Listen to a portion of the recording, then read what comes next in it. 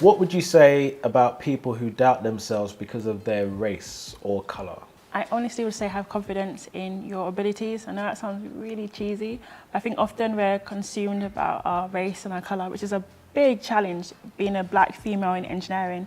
But recognising what you are good at and what you enjoy and spending time to focus on that and develop that is really important. Then secondly, network. Because actually in reality, your race and colour does impact you. So as much as you may enjoy a certain thing and really honed in on that skill set, network, so people know what you do and know you. I'm not saying like shout about I'm wonderful, but let people see you in different spheres of influence. What would you say is your biggest failure and what have you learned from it? So one of my biggest failures in honesty is when I was working with an engineering team, a particular man was very aggressive towards me. Define aggressive, so just so we're clear. He was aggressive in terms of the way he responded to things he was being told to do, because I was his boss, and his language, and sometimes even physically aggressive in terms of in terms of standing over me, in terms of his presence. But you're tall, so that means no, when I'm sitting down, he was short. Oh, right. When I was sitting down, he was actually short. So when I was sitting down, he would then stand over me and speak to me in a certain manner. And to be honest, I let it continue. And I expected the CTO, so Chief Technical Officer at that point, to really pipe in. He didn't. And it led to actually me leaving the company. It was one of the reasons I left. Because although he was a problem, I didn't recognize that I needed to really take it to the most senior person so it would be noticed. But it continued and it got to a stage where we just couldn't work together. And you never went to HR, you never got formally... Startup culture, HR. Oh, it was a startup. Oh, okay, got you. HR's not quite there. Right. Okay, I'm with you. Okay, cool. So, next question is, what motivated you to pursue this particular career path? So the reason I decided to leave my previous engineering jobs behind and focus on Dream Networks and start it and develop it to enable more children to play is that years ago I went to Tanzania and volunteered as an engineer, asked them what do they need. Engineers love to solve problems, and they said they need a play space. And I recognized how many children need spaces to play. So then I decided if I'm going to be an engineer, if I'm going to solve problems, I'm going to use my mindset and my knowledge to be able to enable more children across the world to play. How did rejection make you who you are today?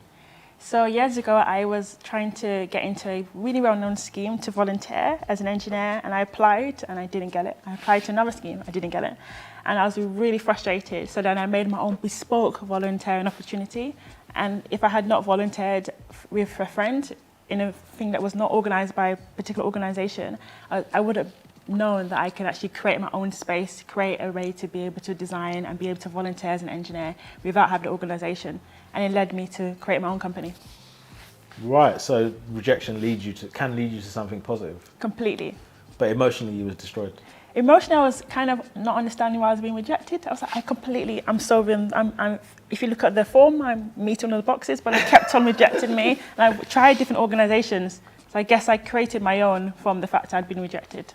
And did you not dwell on the fact that you were rejected, considering your credentials are brilliant?